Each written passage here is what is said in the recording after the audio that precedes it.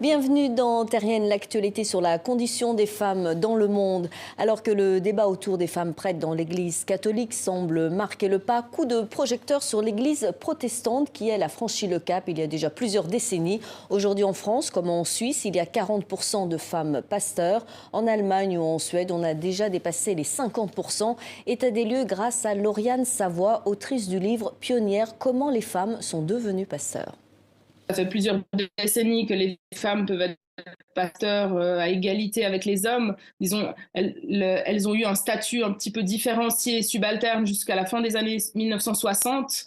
Et puis à partir de la fin des années 1960, elles avaient vraiment le même statut que les hommes, ce qui ne veut pas dire qu'il n'y a plus de problème du tout dans les églises protestantes et qu'il y aurait une égalité, enfin qu'on serait dans une sorte de paradis égalitariste.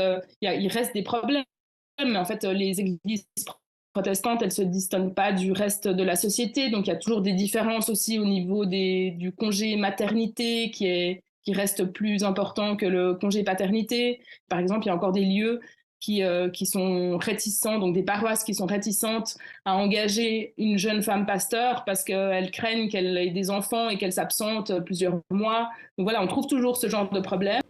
Et au-delà du débat autour des femmes prêtres, la question du mariage des prêtres revient souvent chez les catholiques. Les protestants ont un statut bien différent sur cette question-là.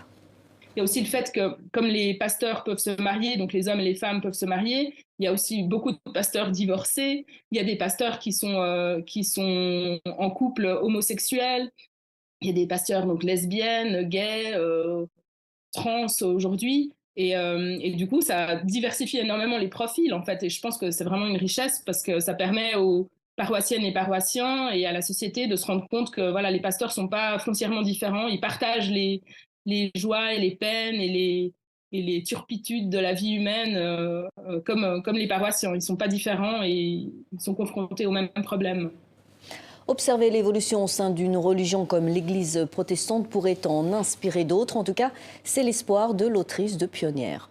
Je pense que c'est un exemple intéressant pour les autres traditions religieuses qui évoluent ou pas selon leur dynamique. Mais voilà, maintenant on sait qu'il y a des femmes rabbins, des femmes imams, même si ça reste encore très minoritaire, voire exceptionnel en ce qui concerne les femmes imams, mais il y en a. Et puis donc voilà, il y a une évolution. Aux dernières années, ça bouge aussi beaucoup.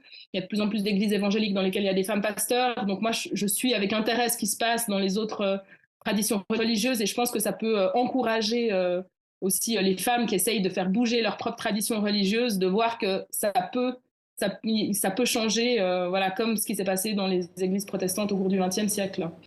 Et ce dossier bien sera retrouvé sur notre site. C'est la fin de Terrienne. À très bientôt sur TV5 Monde.